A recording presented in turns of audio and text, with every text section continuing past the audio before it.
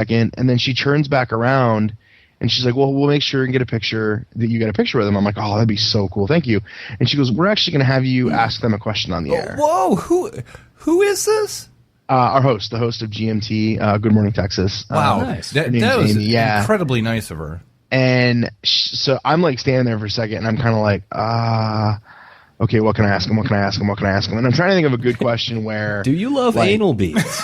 Right. Or I was trying to think of a good question where like they could both answer it as well as maybe spark a little conversation, you know? I mean, I'm probably going to have thought of some really relevant, individual questions for them. But so I asked them if they were, I'm like, I said, hey guys, love your stuff. I'm wondering, I know it wouldn't happen for Shaun of the Dead because obviously, Nick, you're a zombie. Because what happened at the end of the first one, but any chance we would see a sequel to Hot Fuzz? And without missing a beat, they were like, none. No. Just no. And they went in and explained that they like the idea of seeing them become super cops, and once they're super cops, they'd be like, yeah, big deal, Yeah. And it spawned some other stuff, whatever. So we get done, and I go to get my picture. I go to stand there, and Simon's like, hey, make sure Rick gets his picture, which was like really cool. Nice. Yeah, and I get the picture with him, and I said, I go, man, I was a little nervous. I didn't want to ask a stupid question. And Nick Frost looks right at me and goes, you should fuck that up, didn't you? And I started laughing. I was like, thanks, man. So he walks away, and then Simon and I just started talking, and then I ended up talking to him for like 5 minutes, just talking about movies, talking about stuff he's got upcoming. Told him how much I love his stuff, and how excited I am to see this his new movie At World's End. And he's like, if you like the other stuff, you're gonna love this. He goes, this is the best stuff we've done. Really? That's some high praise considering I absolutely love Shaun of the Dead. Yeah, I love Hot Fuzz more. Yeah. I love Shaun of the Dead, but I love Hot Fuzz more. See, Hot Fuzz is good, but like because there's always like everybody who likes zombie movies automatically thinks of the ridiculous hokey end of it as well as the terrifying side. Oh yeah, and they hit the comic side of that like just spot on. It was so fucking good. I'm just excited. I think that it's just going to be cool to see. I don't know, man. I just like seeing Nick and Simon together. It's like no matter what they're in, whether it's Paul, whether it's Shaun of the Dead, anything. So Paul was awesome. I loved Paul. So good. Yeah. You should have asked him if he was going to. Oh, that's it. That was the video. You could hear that. Yeah, I heard the link. Yeah, that's the link. Yeah, you want me? Can I play this? I didn't even hear it. How did you hear it? I know. I muted it. Sorry. Oh, if it came through. It's Amy. All right, here you go. And here in the GMT studio today, it's Rick. He's actually an editor for WFAA. Huge fan, knows everything about you. Rick, say hey to the guys. How you doing, guys? Hey, Rick. Huge fan, love everything you do. Nice. Thank you. I know it'd be really hard to see a sequel to Shaun of the Dead since Nick's kind of a zombie the whole time. Sure. If you did a sequel, Hot Fuzz, is there any chance that you guys are going to jump back on the horse? No, there's none whatsoever. None? You know why? Because Shut your ass down. What we're interested in is that kind of origin thing. Like, I always find the best bit of any superhero movie is when they become the superhero and they first go out. Anything after that kind of bores me. And I think Hot Fuzz was about them getting to that point of being super cops. A film about them being super cops, not interested. Perfect, works for me. So sorry. No, you're good, man. Sorry, Dave. You. Sorry we crushed your dreams. I think there's a lot of fans like... Yeah, sorry to crush your dreams, Rick. I like the fact that after that they showed the clip of Shaun of the Dead. Like, that's not Hot Fuzz. And it was funny because that was one of those things where the people in the control room had no idea what movie, they had no clue.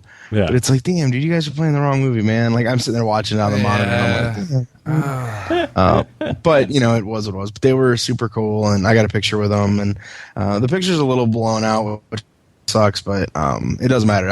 I've been wanting to meet those guys for a long time, and it was funny. All my coworkers were like, hey, when are we going to do the new movie segment at the station, questions with Rick or something? And I'm like, I would do it. I would totally do it. Yeah. So it was pretty cool. That is one picture I would love to have as well. It's just they just seem like really cool guys. They've made some great films for sure. That, I have actually truly enjoyed. Not just like that was a good movie, but that's what I would have done if I had the chance. Yeah, they're like the nerd guys. It's like you totally relate to it. Like I totally get it. It's awesome. Except if you go ahead and go on Netflix and look up the show Hyperdrive. Yep. It is really bad. Really bad? Okay, there's your Netflix suggestion for the week. It's not a suggestion.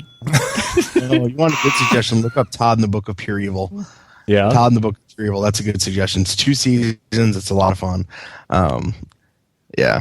Nick Simon was awesome. I didn't really get a chance to talk to Nick too much, but Simon was cool, and it was one of those where, much like I've said about Norman Reedus and Sean Flannery, he gets it. They get it. Mm-hmm. They understand who their fans are. And the night before I met them, they did a screening for At World's End. Well, they also went in the parking lot and did a screening with 3,000 people in attendance of Hot Fuzz and Shaun of the Dead.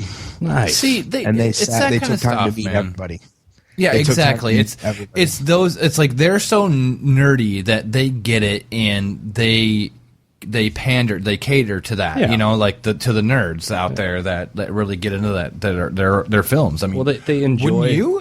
Enjoy having fans. They're not to the point where it's like, oh, fans. Yeah, it's like, hell yeah, you like this. See, and here we are, and here we are talking about them in a very positive thing. So that's good. I mean, that's what you. Yeah, that's what you go for. That's why these guys are on top of their game. You know what I mean? I can't wait to see World's End. I think it's going to be hilarious. And so I guess Edgar Wright was there the night before, but he had to fly out, so he wasn't on GMT, which bummed me out a little bit because it would have been awesome to meet Edgar Wright. But because I literally would have said to him, "You gonna make Simon Ant-Man? You gonna try and push for Simon to be Ant-Man?" Yes. But he won't. I don't think Simon would be, but it would be awesome. So okay, you got to pause for 1 second. Oh, okay. Why? Oh my gosh, we're popping the next one. Nice. Hot Pockets? I don't have that pulled up. Son of a bitch.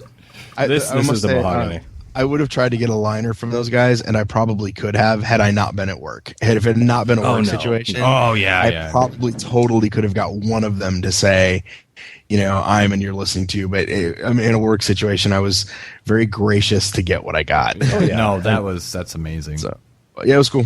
So, well, good for you. All right, we should probably jump into this movie stuff because there's a bit. Yeah, let's move on. Yeah, I'll rip through this pretty quick. We get a review of the Wolverine. Logan is on his own again. This time, the story takes place after the mess that was the Last Stand. It also does set up Days of Futures Past. This time, we see Logan in Japan, where he is trying to say goodbye to a man that he saved during World War II when we dropped the bomb on Hiroshima. He was there. He was at Nagasaki.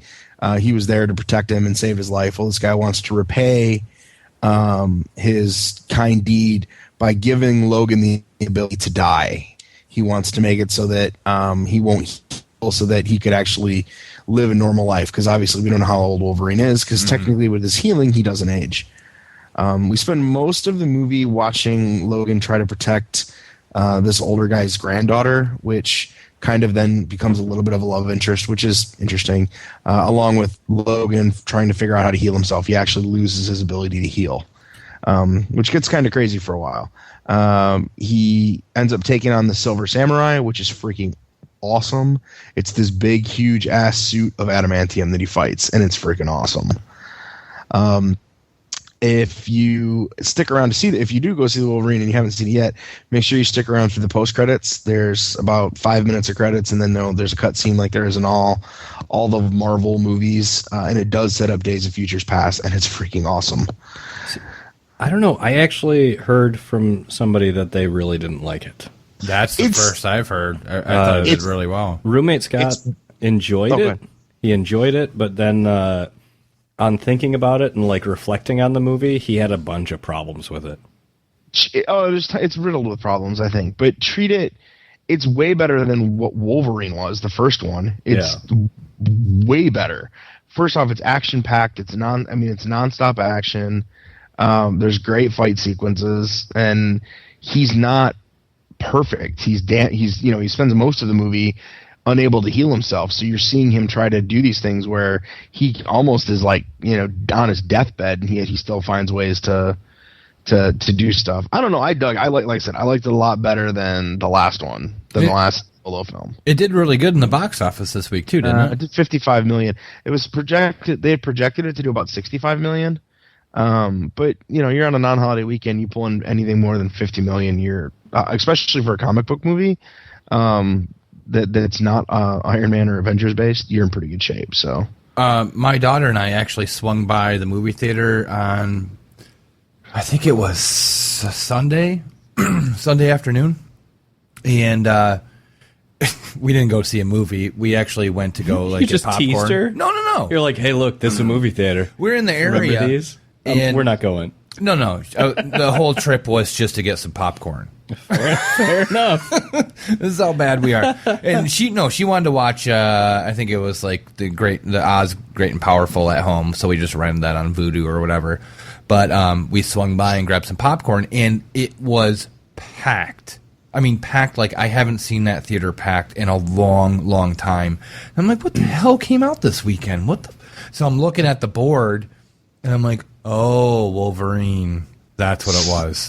So on a Sunday evening or so, the whole parking lot, there was no place to park, which is extremely rare for our local theater. Interesting. How much longer until Kick-Ass 2?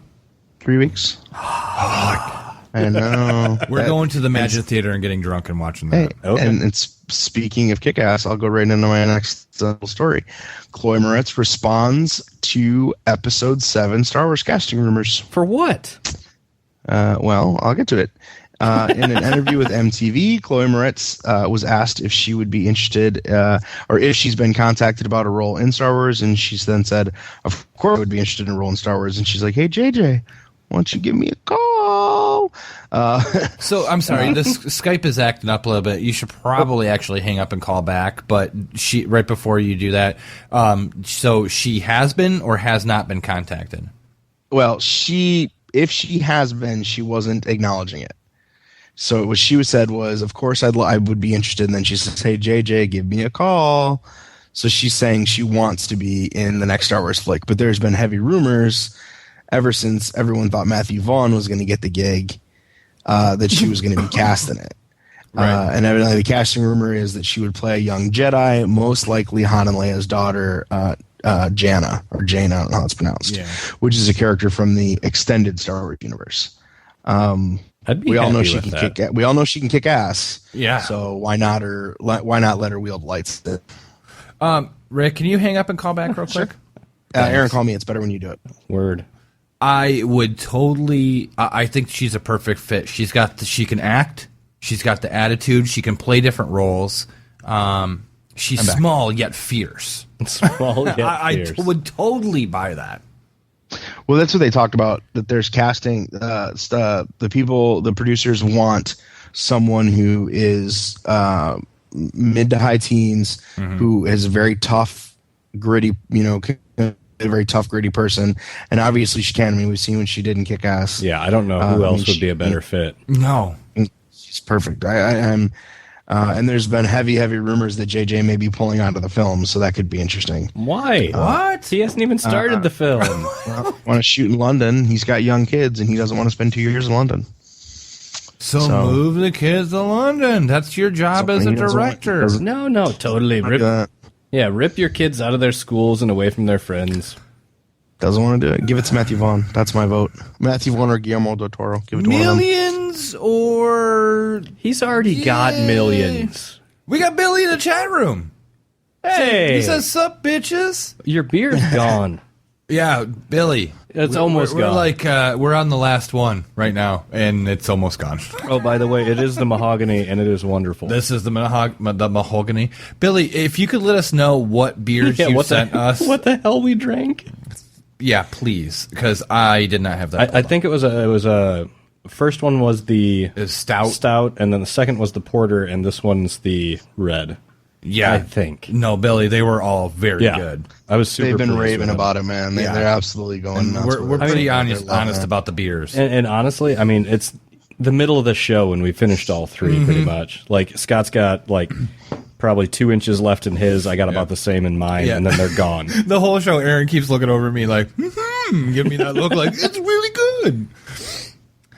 He says the dark one was Midnight Sessions. There were 2 dark ones. There was 2 dark ones. We're waiting anxiously. Yeah, now we're just staring at the chat. I don't know whether... well, let's continue. Yeah, let's continue on, and when Billy responds, we'll butt in. Sorry. Another Marvel character gets a creative short film. Do you guys remember last year at Comic-Con, after